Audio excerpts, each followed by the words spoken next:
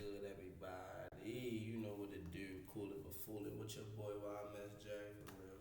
Shit, we back with another video. Shout out to Minute Movies. Really shout out to all the YouTube channels that do movie recaps, give you movies that you've never seen before, that you know that done passed by. It could be a movie that came out in the 1990s. It don't matter, early 2000s, whatever. It could have came out 6 years ago. You ain't even know it came out, and it's good. You never knew. You know what I'm saying? And they sit there and give you 10, 15 minutes of a movie that you never seen before, and it's like you seen the whole movie without sitting down in your house and watching it for an hour and a half. That's cool.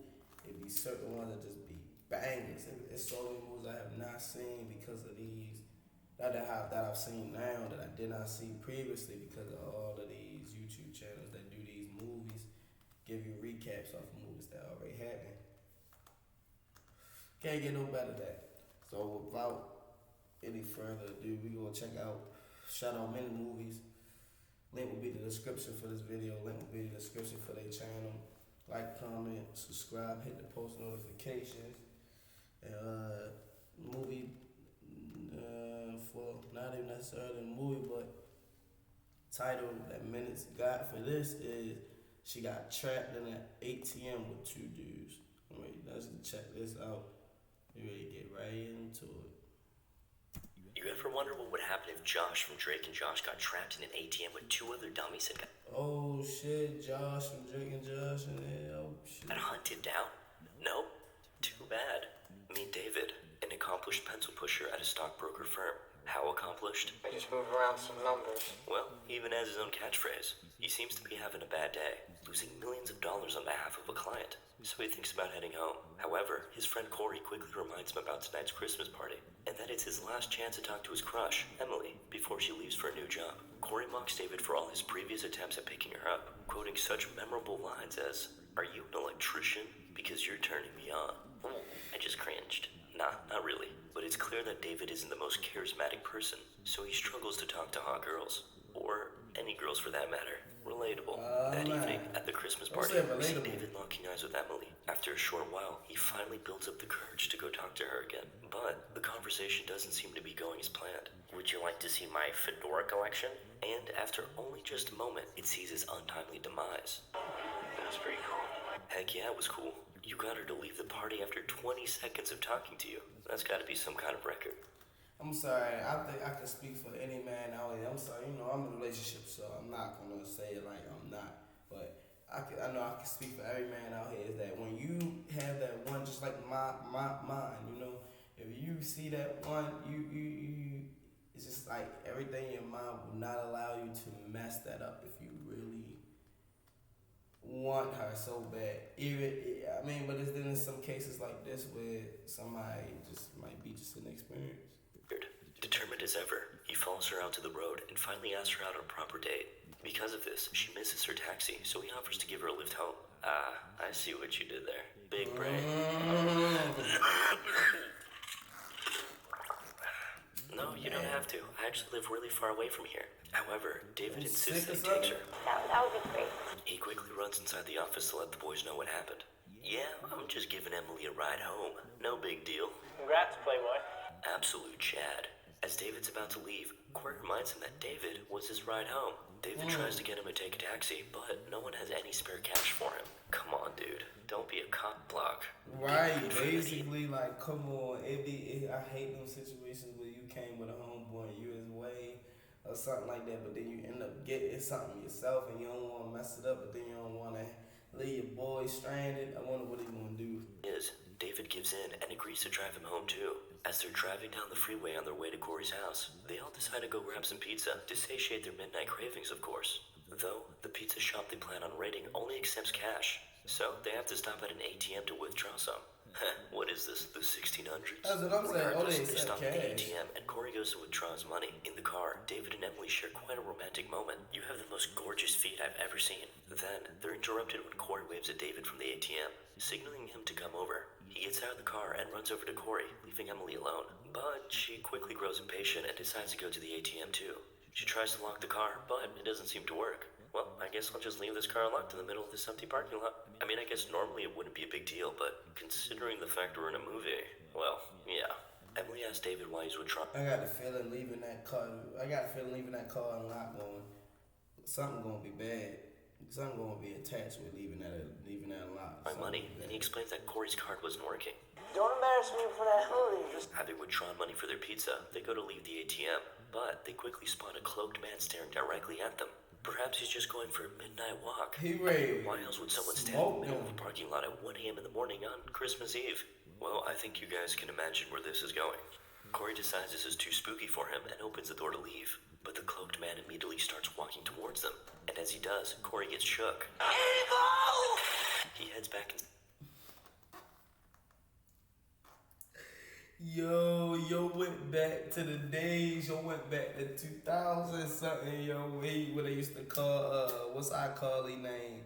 What they used to call her, Meg? I think her name was, no, her name wasn't Meg. I forgot what her name was.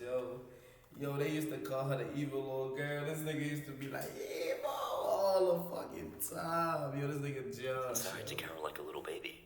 Suddenly, they hear the sound of a dog barking in the distance. The cloaked man walks up to the dog's owner and attacks him, leaving him on the ground, sleeping. Realizing the severity of their situation, the three friends start panicking. Having all left their phones in the car, they search the ATM trying to find a panic button, but there isn't any. Meanwhile, the cloaked man shifts back into his alpha stance as he watches them. Is it just me, or is this guy giving off some less than cozy vibes? Corey plans to run out to the car to get his phone, but the cloaked man sees what they're doing. He opens the trunk of the car and pulls out David's toolbox. We should really give this guy a name. My name's Jeff. Okay, Jeff it is. Alright, so Jeff walks around to the back of the ATM and shuts off the power. At the same time, Emily spots the fire alarm and then the trap trio plan to trigger it in hopes of being rescued by Man, some while he rugged... went around the back, I would have been like, yo, he going around the back, he grabbed a toolbox, you know what he about to do. We gonna run straight out. We running straight to the car. Easy. Fuck that. Secure firemen, of course. While they're figuring out how to trigger it, luck strikes as a police car appears in the distance. They bang on the glass, but fail to call any attention their way. The cop simply drives off. David plans to give Jeff money to get him to...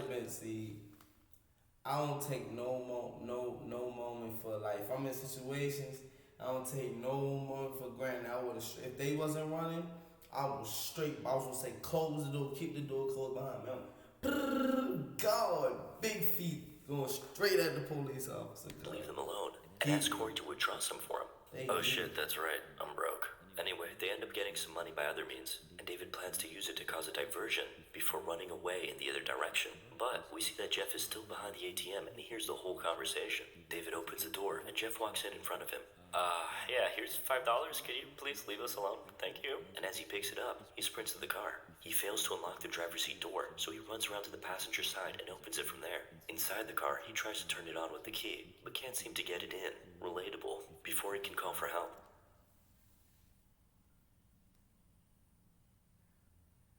You folding under pressure, yo. This man let you run to the car. And you folding under pressure. Fellas, it's time to take care of down there. I guess I have let my bottom half go. Use Manscaped's llama. Jeff smashes in the window, and David is forced to leave the car and run back to the ATM. Meanwhile, Jeff opens the trunk of the car and puts David's wallet and phone that he stole from his jacket inside. This guy's way too good. Back in the ATM, Emily decides to get creative and does some lipstick painting on the glass. Such immaculate calligraphy, I might add. As they get deeper into the increasingly frigid night, Emily remembers something that she saw on Facebook. Apparently, if you enter your PIN code backwards, it alerts the police. However, Corey quickly points out that this is just an urban legend. What if her pin is like 4224? You're screwed. Huh, yeah, that's right.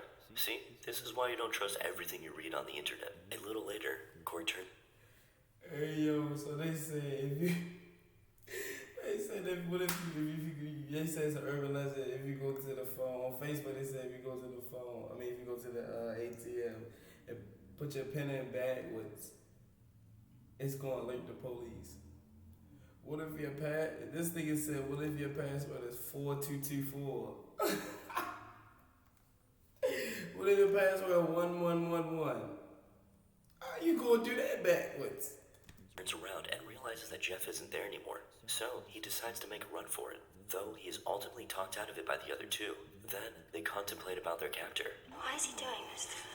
Corey brings up David's client from earlier. You know, the one that supposedly lost millions of dollars because of David. Look, he knew I was putting all the money in Dogecoin. He was okay with it. He knew the risks. Suddenly, their conversation is interrupted when they spot the police car from before. And this time, the officer actually notices them and drives over. Oh, great. It's just a security guard. So what?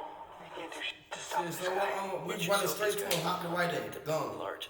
Actually, wasn't Paul Blart kind of a badass? Someone jog my memory in the comments, please. The officer gets out of his car and walks over to what he probably thinks is three friends getting freaky in an ATM. The panicked trio tries to warn him about Jeff, but he can't hear them through the glass, which is conveniently soundproof. But that's Man, you're okay, killing the officer Jeff. stumbles upon the body, and now he just needs to call for backup. Uh-oh. Good night, sleep tight. Inside the ATM, the cold has gotten to Emily as she is completely disoriented and speaking gibberish. Something David wished he had caused by other means. You get it. Suddenly, hey. Seizing the moment, David and Corey jump his stupid ass. Moment means.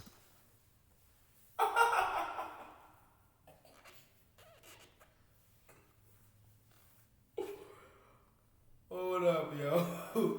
Hold up, yo. Yo, they started jumping this thing. This is what they should have did the whole fucking time. Like, no, don't let this be me and my homeboy, yo. Don't let this be me and my...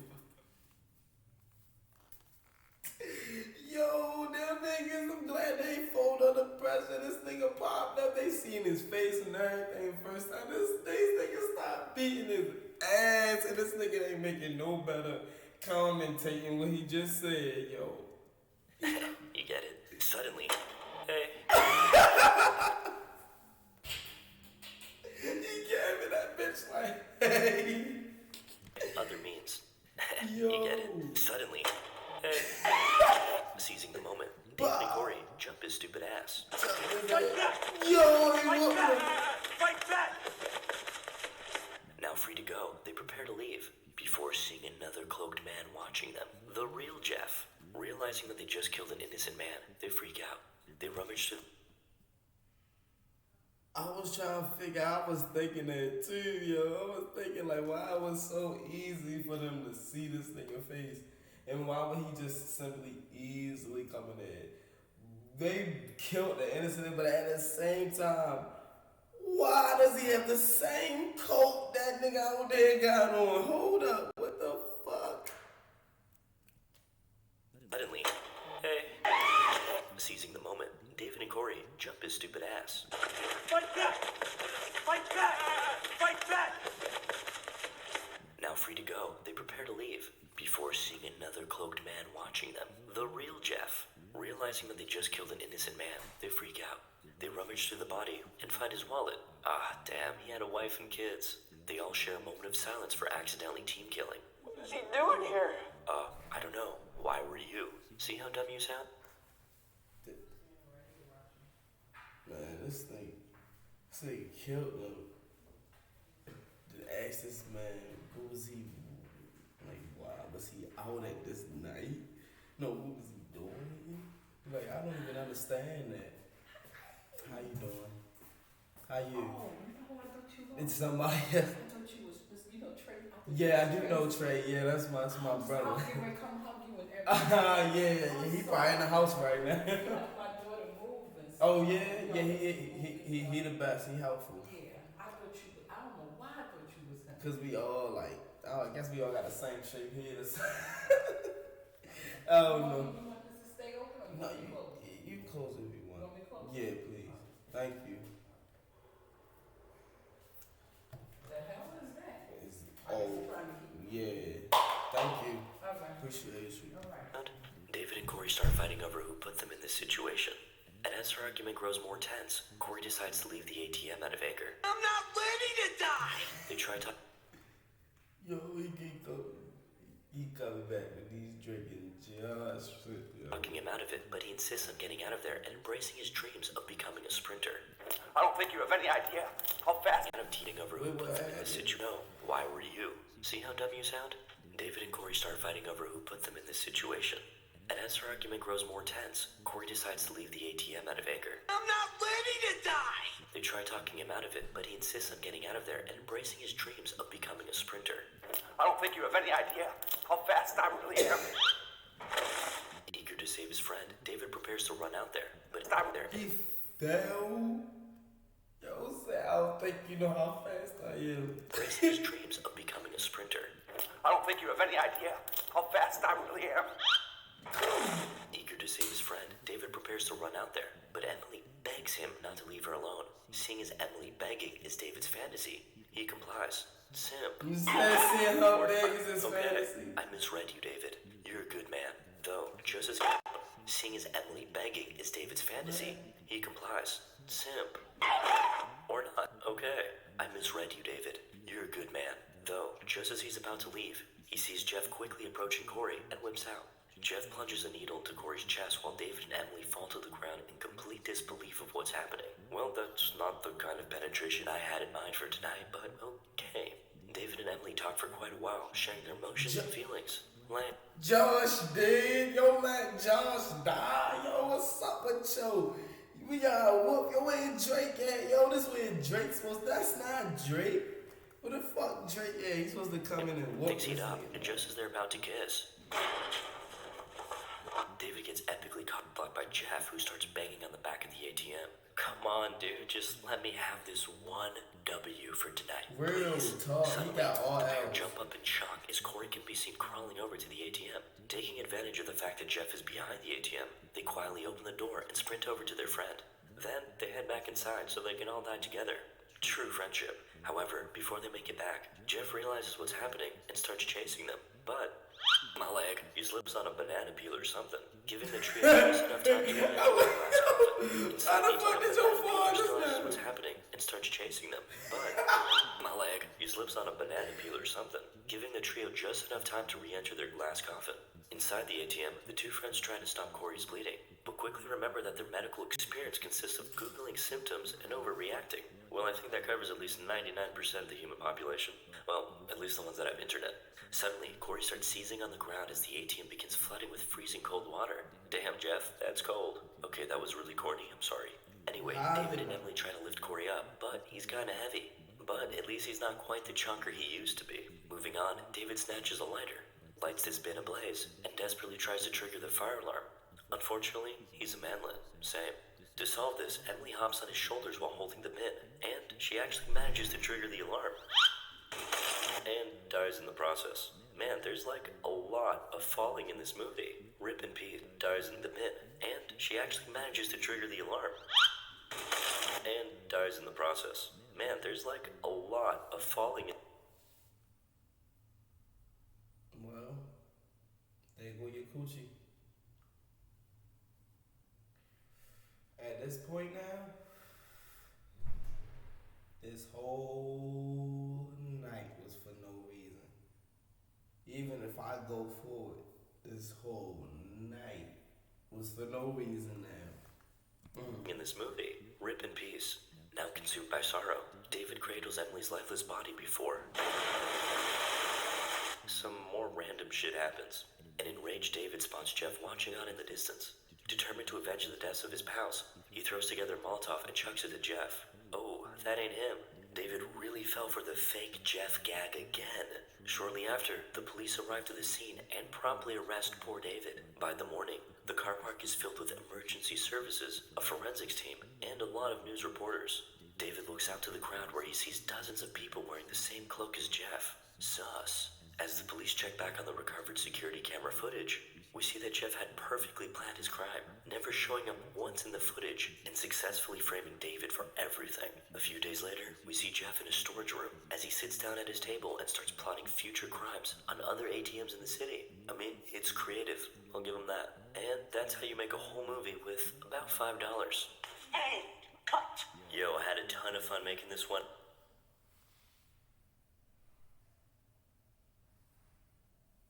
Talk about a plot twist. Bruh, the whole time, this man wasn't showing himself on camera. Everybody died. It made it seem like, yo, came outside, thought he was ready to fight the final boss, fight his demons. Yo got bamboozled. God damn. That almost made me want to find out what the movie is actually called instead. But who gotta do that when I just seen it? Thanks to many movies, you know what I'm saying? Man, link will be in the description for this video. Link will be in the description for Minute Movies channel. Please like, comment, subscribe, hit the post notification, share, all that good stuff, you know what I'm saying? They really do some real good work over here. Minute Movies, I'm always subscribed, you know what I'm saying? You already know how to do. You know, I show the love to everybody. I'm doing this because I'm showing love to everybody. I don't do this for myself. You know what I'm saying? It's all love. Shout out to Minute Movies, man. This was a good one. That was a good plot twist, man. We out, man. Your boy Ryan Mess is out, y'all dig?